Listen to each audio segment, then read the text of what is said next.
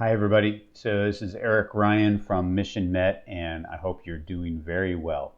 So, we are not going to have our regularly scheduled SBDC strategy hour in July. We're taking the month off. Hopefully, when you're watching this, I am sitting around a campfire or have a fishing pole in hand up in the high Sierras with my family and friends. Social distancing, no doubt, so should be good on that front.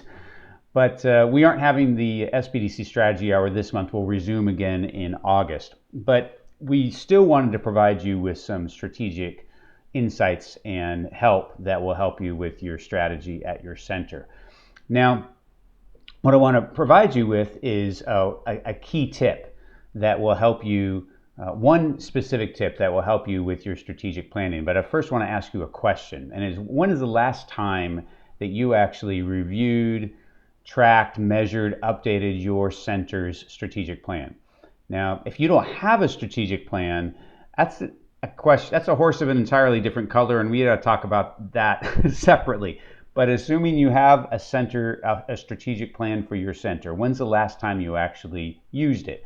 Now, if it was a week or two ago, but then prior to that, it was a long ways back, it sounds like you may not have a process in place or a regular process in place for looking at it. And that's ultimately what you want to establish. Having a strategic plan is one thing. Having a strategic plan that you use, that guides you, that gives you insights on what your decisions should be doing, that influences how you lead and manage your team.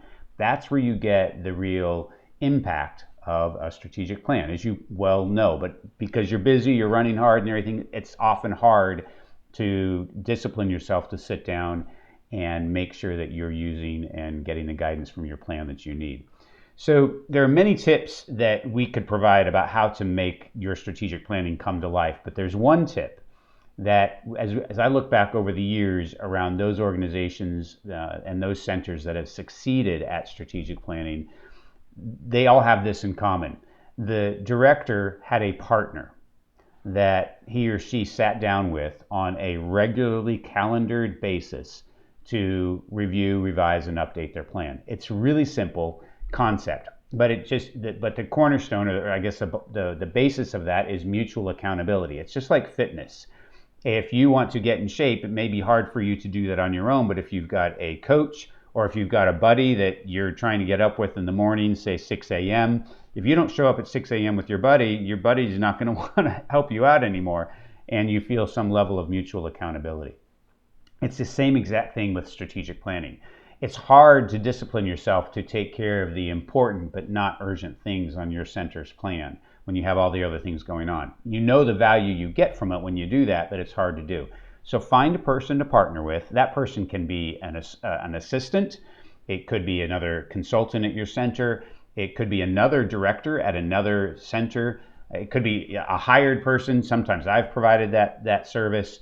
Whatever it is, there's a variety of ways that center directors can do that. And I've seen having an assistant can work really well because the assistant typically can sort of manage the process while you bring the leadership role in, and so the two of you can really tag team to make that work.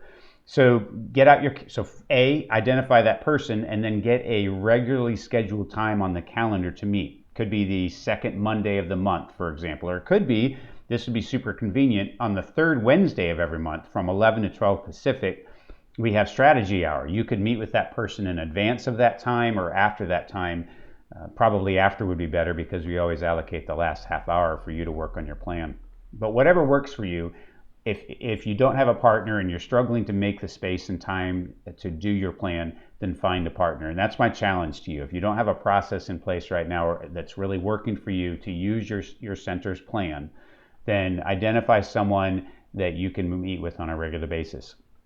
If you're not sure who that person may be, send us an email. Maybe we can find another director at another center that could partner with you to do that. That's an option for you. We may be able to help you out in finding a partner to do that work with. But in any event, hopefully this is super helpful.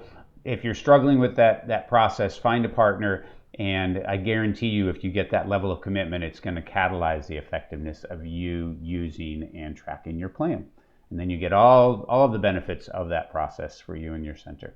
So again, hope hope this video finds you doing well, and we'll see you in August at the next strategy hour.